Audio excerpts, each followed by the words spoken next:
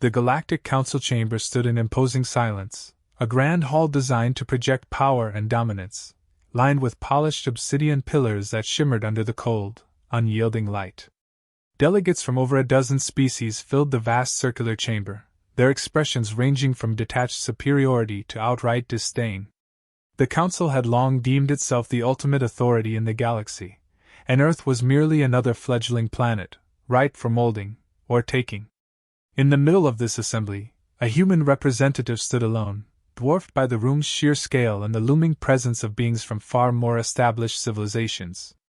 There was no sign of intimidation on the human's face, only a calm, steady gaze that met the scrutiny of every pair of alien eyes in the chamber. The subtle tension was palpable, but the representative's posture remained relaxed, even as murmurs of doubt rippled through the council. An alien official, with glistening scales and a voice like gravel, was the first to speak. His words were calculated, deliberate, dripping with a kind of patronizing superiority. "We have summoned you, human, to discuss the terms of Earth's integration into the Galactic Union. Your species has reached a stage where cooperation under our guidance would be beneficial." A faint ripple of laughter fluttered through the room, as the Council's members exchanged amused glances. To them, Earth was a backwater, humanity a lesser species, unworthy of true respect. The human representative's expression remained unchanged. After a measured pause, he responded, his voice level and undisturbed. "We appreciate your invitation, but humanity is not interested in surrendering its sovereignty." The bluntness of his tone caught a few members off guard, and a silence fell over the chamber, brief but unmistakable. There was an edge to his words that felt almost like a challenge, a direct contradiction to the narrative the Council expected. One of the senior counselors, a towering figure with bioluminescent skin that pulsed in anger, sneered. "You misunderstand. The Galactic Union offers you protection, order, and enlightenment. But with your resistance, you risk chaos. Earth would do well to remember that we have the power to enforce compliance." The human's gaze sharpened just slightly, though his expression remained composed. "Humanity has faced chaos on Earth since the beginning. We're well acquainted with it. We have faced disasters, wars, and countless threats and have endured them all. You may find Earth is not as willing to yield as you imagine." His words cut through the Council's polished veneer of diplomacy, striking a chord that resonated through the hall. The Council had not anticipated such defiance. They were accustomed to compliance, especially from species new to the galactic stage. In their eyes, humanity's response bordered on insolence. Another council member, this one with mandibles clicking in frustration, hissed, "We are offering you a chance to avoid unnecessary hardship. Do not mistake our mercy for weakness, human." But the representative's gaze remained steady, unwavering. "Perhaps you're underestimating us. Humanity doesn't look to others for mercy. We rely on ourselves. If your offer is based on the assumption that we're weak or that we will be cowed, then we have nothing more to discuss." His voice was firm, almost dismissive, as though the power of the Galactic Council meant little in the face of Earth's resolve. The Council members exchanged glances, some uncertain, others growing increasingly agitated. They were used to compliance, and humanity's casual rejection seemed almost sacrilegious. The human had become an enigma, refusing to bend or yield to intimidation. The alien representatives were silent, processing the implication that Earth would rather stand alone than accept the protection offered. The possibility of humans refusing cooperation had not crossed their minds. After all, their power had rarely, if ever, been contested. "Do you truly believe," asked another delegate with a thin, sibilant voice, "that Earth has the means to survive without the Council's resources and support? Alone, you are vulnerable, standing on a precipice with no one to catch you when you fall." The human's reply was almost a whisper, yet it echoed through the chamber. "Alone, yes. Vulnerable, no. We may be new to your galaxy, but Earth has always thrived in the face of adversity. History has taught us that survival depends on resilience, not reliance. If you intend to make us your subjects, you will find the endeavor more costly than you imagine." His words, clear and defiant, dared them to underestimate humanity's resolve. The counselor with bioluminescent skin spoke again, his tone growing sharper. You seem to misunderstand the nature of your situation, human. Defiance against the council does not end well.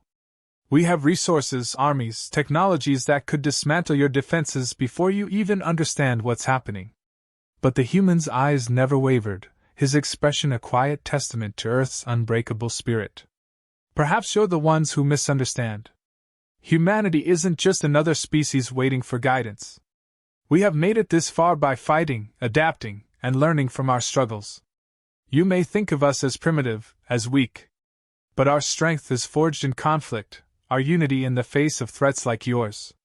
His voice took on a sharper tone, his gaze direct and unyielding. Attempt to subjugate Earth, and you will find out just how determined we are to defend it. This time, the silence in the chamber was almost suffocating. The council members exchanged wary glances, a flicker of doubt creeping into their expressions. The human's words had stirred something they had not anticipated, a warning not wrapped in desperation, but in conviction. This was not the response of a species cowed into submission, but one that had faced the abyss and returned stronger. One of the alien counselors attempted a last, thinly veiled threat, his tone full of disdain. If Earth insists on this path, understand that you will be bringing ruin upon yourselves. The galaxy has little patience for insubordination from lesser races. But the human representative only offered a faint, enigmatic smile. You call us lesser. But we have overcome every obstacle on Earth. You may find that our resilience runs deeper than you think, and our patience for intimidation is quite thin. If it's a fight you're looking for, humanity is not the prey you expect. We are predators ourselves, and we have no fear of standing alone. The chamber filled with a tense quiet as the words sank in. Some council members shifted uncomfortably, others glared, still dismissing humanity as reckless and naive. But a few among them saw it, a glint of iron will, a tenacity that hinted at humanity's true nature. These aliens understood that Earth's representative was not making empty threats. The Council had mistaken Earth's initial openness for weakness, a miscalculation that now weighed heavily on them. The human stepped back, his gaze sweeping over the assembly with an almost casual confidence. So, to be clear, Earth rejects your offer. If you choose to pursue conflict with humanity, know that we will not surrender.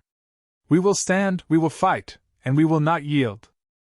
The counselors stared in silence, taken aback by the finality of his words. For perhaps the first time, they truly considered the possibility that Earth might not be the easy target they'd assumed. It was no longer just a matter of enforcement. It was a question of survival, of pride, and of reputation. And for the first time, the Council felt a flicker of uncertainty about this young, audacious species that refused to be cowed. The human representative gave one last, unwavering look, then turned to leave the chamber, his steps echoing in the silence left behind. Back on Earth, the message from the Galactic Council sparked a response unlike anything in recent history. Humanity had faced threats before, natural disasters, global conflicts, existential crises, but this was different. The realization that an extraterrestrial force saw Earth as vulnerable ignited a rare, profound unity. Boundaries and ideologies dissolved as nations came together, spurred by a common purpose: survival. Governments, scientists, and militaries from every continent swiftly coordinated, sharing knowledge, resources, and strategies with an urgency that left no room for division. Earth's most powerful minds gathered to prepare for an unprecedented challenge. The world was rallying, and each person, no matter their background, found a place in the collective effort. The task force was made up of more than just soldiers. Engineers, scientists, strategists, and historians analyzed every aspect of what might lie ahead. As humanity assessed its own strengths, it became clear that traditional tactics might not be enough against a force with superior technology and numbers. Earth's response needed to be as unconventional as it was effective. In hidden labs, scientists began re-engineering prototypes based on intelligence gathered from initial encounters. The Council had unknowingly provided humanity with just enough of a glimpse at their technology, and Earth's brightest minds were quick to exploit the opportunity. Human engineers worked tirelessly to reverse engineer what they could. They found ways to integrate alien tech with their own, creating hybrid systems designed for maximum efficiency. Stealth technology was refined, utilizing Earth's understanding of electromagnetic signatures to avoid detection. Weapons and defensive systems were designed to take advantage of the Council's apparent blind spots, focusing on strategies they had not faced before. The initial analyses showed that the Council relied on overwhelming force and intimidation, often overconfident in the face of less advanced civilizations. But humanity had learned through millennia of warfare that victory wasn't always about brute strength. Sometimes, cunning and resilience could win the day. The development of Earth's military response was fast-tracked. New defense systems, experimental weapons, and highly maneuverable fighter crafts emerged as the products of collaboration. Advanced EMP devices were tested, designed to incapacitate Council technology with electromagnetic pulses tailored to disrupt their systems.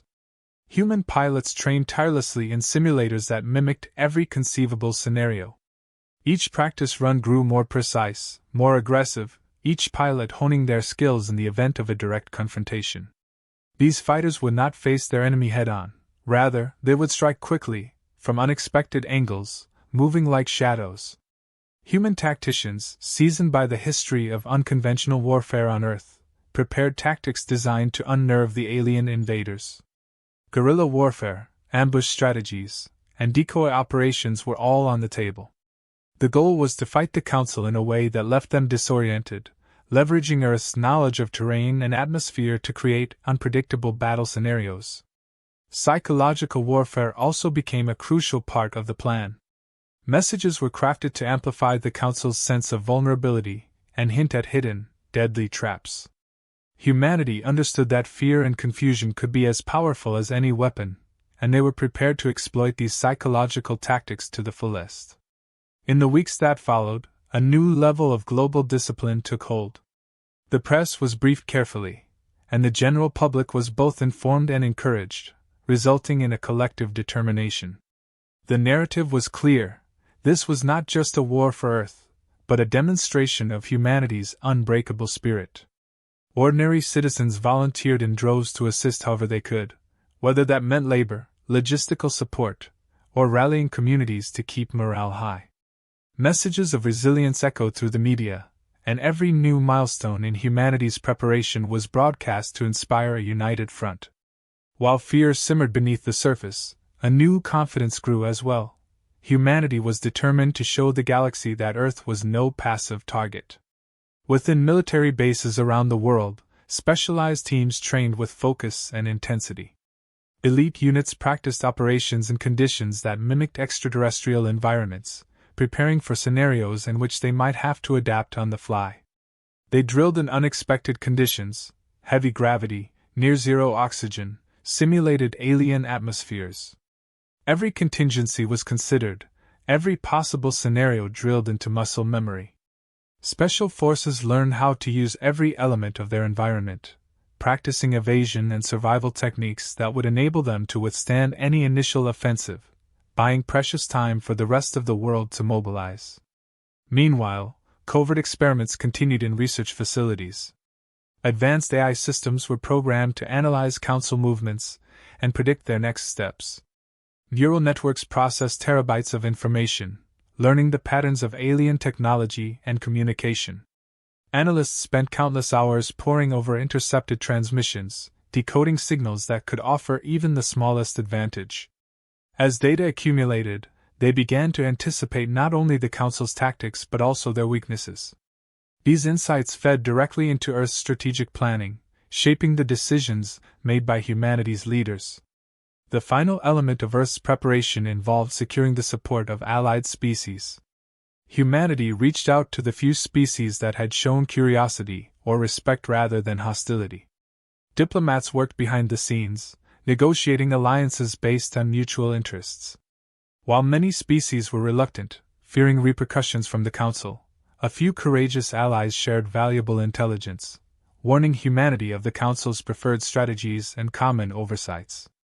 Through these alliances, Earth gained a more comprehensive understanding of the enemy, adding yet another layer to the web of defenses being woven around the planet. By the time Earth's forces were fully mobilized, the Council's potential miscalculation had become evident. This was not a species that would simply surrender. Humanity's preparations were thorough, multifaceted, and steeped in a willingness to face impossible odds. There was a sense of something almost primal in their approach, as if humanity were tapping into a deeply rooted instinct for survival that went beyond mere defense.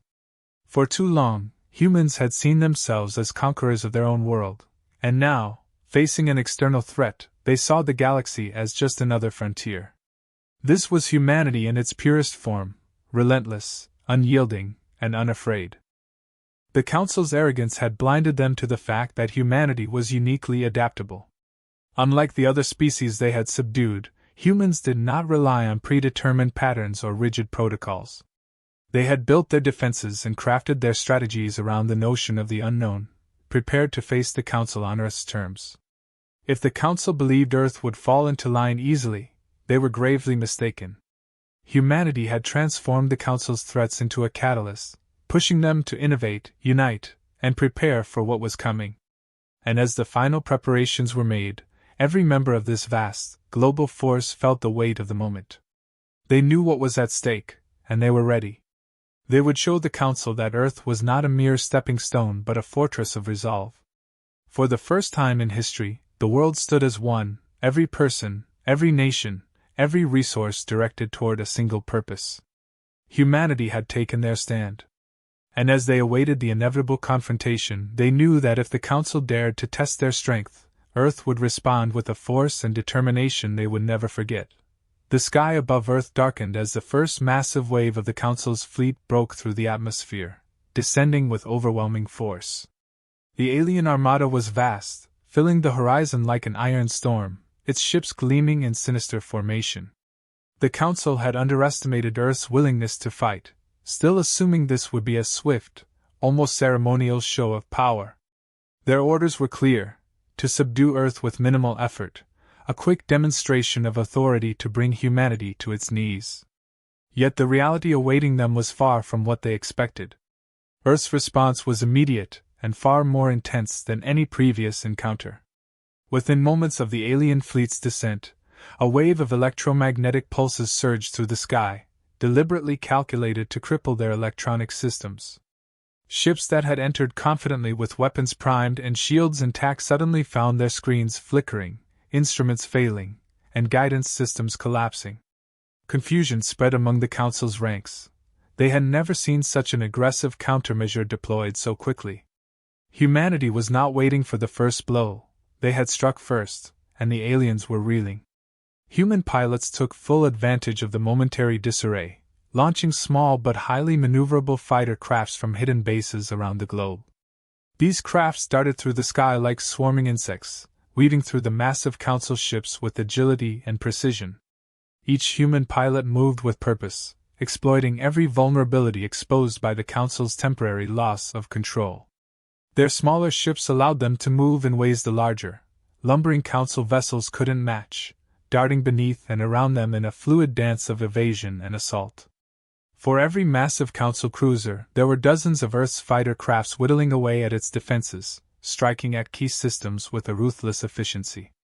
Plasma bursts, anti-shield rounds, and laser beams tore into the Council ships, and as systems failed and shields collapsed, the fleet began to realize their situation was dire.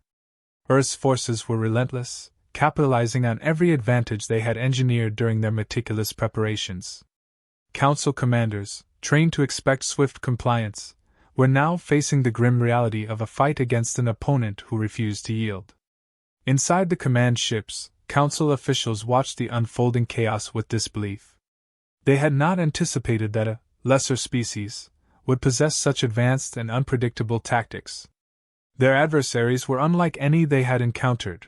Humans seemed to possess a distinct instinct, a ferocity and precision that belied their supposed inexperience in galactic warfare. The shock of being outmaneuvered so thoroughly shook the Council forces to their core, and panic began to creep into their ranks. Council soldiers, who had trained in simulations and against species that surrendered easily, found themselves struggling to respond to humanity's relentless assault.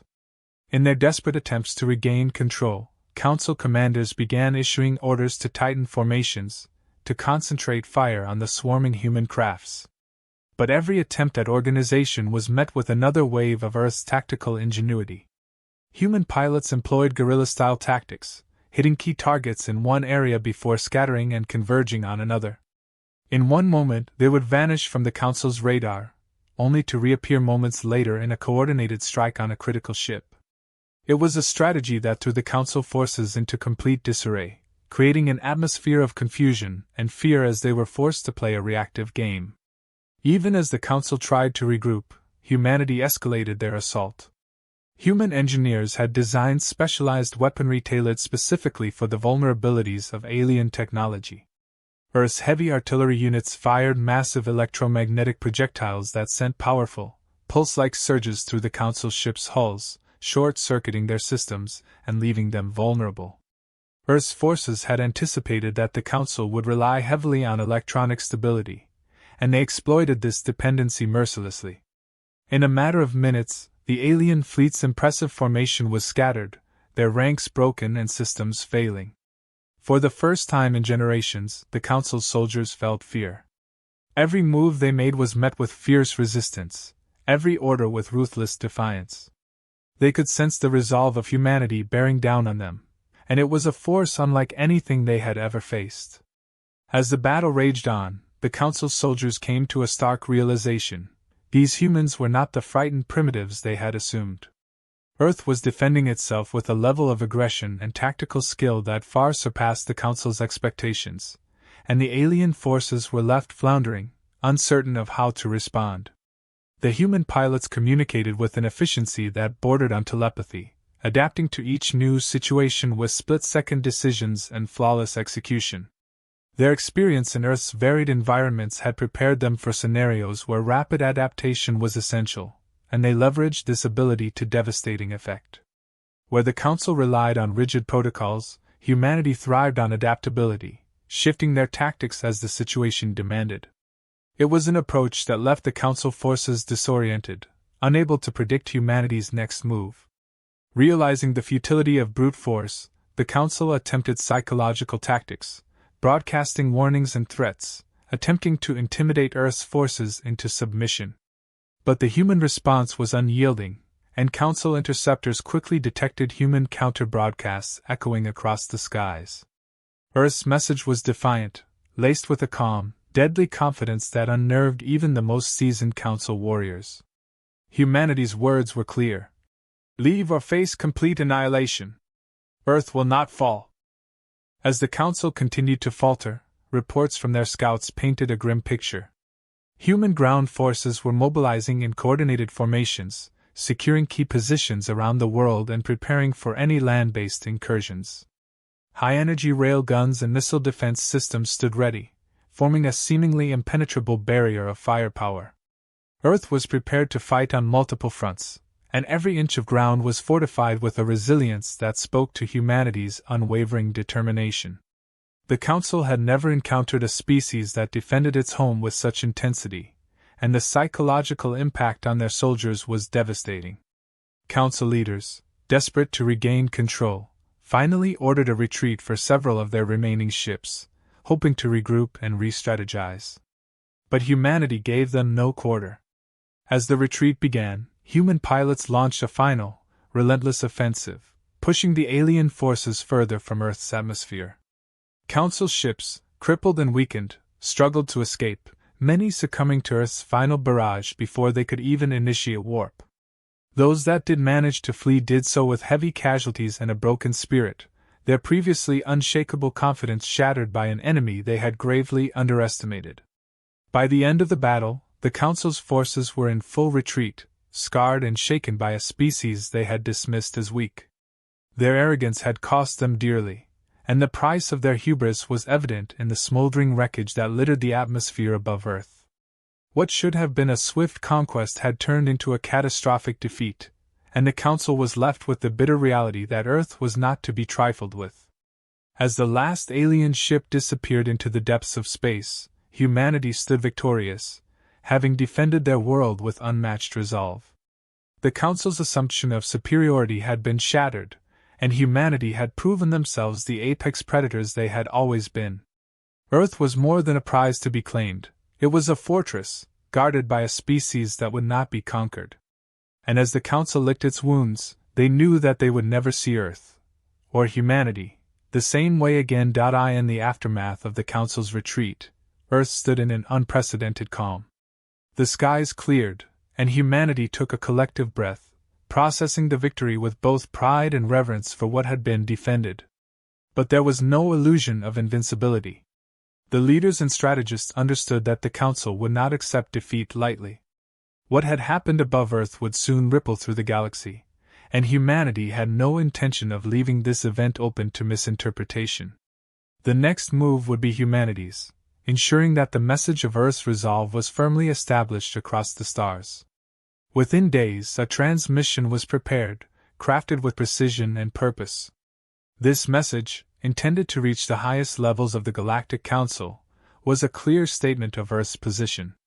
The human representative's voice rang through the broadcast channels, calm and unyielding, carrying the weight of every soul on the planet. To the Council, to every species within the Union, let this serve as your understanding of humanity. Earth will not yield to threats, nor will we submit to demands. We stand sovereign, and we will defend that sovereignty against any force that seeks to challenge it. The Council's initial response was silence, an uneasy calm as they assessed the reality they now faced. Some members remained dismissive, refusing to acknowledge that a single world could resist the Union's influence, much less repel their fleet. Others, however, were keenly aware of the shift. They had seen the strength and determination of humanity in action, witnessed firsthand the cunning and resilience that could not be dismissed. Within the Council chambers, debates erupted, some calling for immediate retaliation, others urging caution, arguing that humanity's willpower had not only matched the Council's might but had also exposed critical vulnerabilities. Across the galaxy, news of the battle spread rapidly, reaching civilizations under the Council's control, as well as those on the fringes who watched from the shadows. The Union's iron grip had been challenged, and whispers of humanity's stand inspired a wave of interest and speculation. On countless worlds, people began to question the Council's narrative, wondering how a single species, previously unknown and unremarkable, had managed to defy the Union. These whispers grew louder, evolving into curiosity and admiration, as stories of humanity's bravery and tactical brilliance circulated. Meanwhile, the Council's own allies were forced to reconsider their stance. For generations, the Council's power had seemed absolute, its authority unquestionable. But now, humanity's resistance had revealed the limits of that authority, the potential weaknesses in the very structure of the Union. A number of allies, wary of the Council's arrogance and the possibility of similar treatment, quietly reached out to Earth. They sought knowledge, advice, and, perhaps most importantly, a path forward that didn't rely solely on Council support. Humanity had become an unintentional beacon, a symbol of possibility that extended beyond Earth's borders. Earth's leaders recognized this shift and understood its implications. Humanity had never set out to disrupt the galaxy's balance, but now they had become a catalyst for change. The human response was cautious, carefully extending offers of partnership to a select few species, emphasizing mutual respect and autonomy. These connections were not made out of conquest but out of shared understanding, a willingness to aid those who valued sovereignty as deeply as humanity did. And while the Council watched these alliances warily, Earth remained clear. They were not building an empire but rather setting a standard, one of resilience, independence, and respect. The Council, recognizing that a direct confrontation would no longer yield the desired results, adopted a more subdued approach. They issued official statements downplaying the battle's significance, attributing their retreat to diplomatic considerations. But no amount of propaganda could erase what had happened. The galaxy had seen through their narrative. Humanity's victory had left an indelible mark, a scar on the Council's image of invulnerability that no amount of spin could fully heal. The Council's internal divisions deepened, and those who had previously championed aggressive expansion began to lose their influence as caution and pragmatism took hold. For Earth, the victory was not only a defining moment, but a lesson. The fight had proven that unity was their greatest weapon, but it had also exposed areas where humanity could strengthen its defenses, innovate further, and prepare for any future conflicts. Research facilities continued to hum with activity as scientists and engineers worked to refine the hybrid technologies that had proven effective. Humanity would not be caught off guard again. The planet's leaders initiated projects to develop rapid response units, improve planetary defenses, and explore the cosmos, not for conquest, but to ensure that Earth remained ready for whatever challenges lay ahead. As Earth solidified its defenses and built new alliances, the Council found itself in a precarious position. No longer the unquestioned power, it faced a galaxy subtly shifting away from its influence. Humanity's influence grew quietly, and the Council's members began to feel the weight of this shift. No longer able to rely on intimidation alone, they had to contend with a future in which their authority could be openly questioned. Galactic observers and analysts saw the ripple effects, noting how humanity's stand had set a new precedent. It was now clear that power did not solely rest on technology or numbers but on the will to protect and uphold one's sovereignty. Earth's message reverberated through the farthest reaches of known space: independence, unity, and strength in the face of adversity. Where other worlds had once fallen in line, they now looked to Earth as proof that resistance was possible, that sovereignty was worth defending. In the years that followed, Earth continued its ascent, not as a conqueror but as a respected equal. Humanity's resolve and commitment to protecting their home inspired others, and Earth became a hub for those who shared similar values. People and species from across the galaxy sought trade, knowledge, and friendship with humanity, forging bonds that transcended politics and fear. Earth's leaders made it clear that while humanity would stand alone if necessary, they preferred to stand together with allies who valued respect and cooperation. For the Council, this outcome was an uncomfortable reminder of the limits of their power. They could no longer dismiss Earth as insignificant or primitive. The battle had transformed humanity's reputation and, in doing so, had altered the galaxy's power dynamics. While the Council still wielded influence, they now faced the reality that Earth's emergence as a symbol of independence had irrevocably changed the fabric of the galaxy.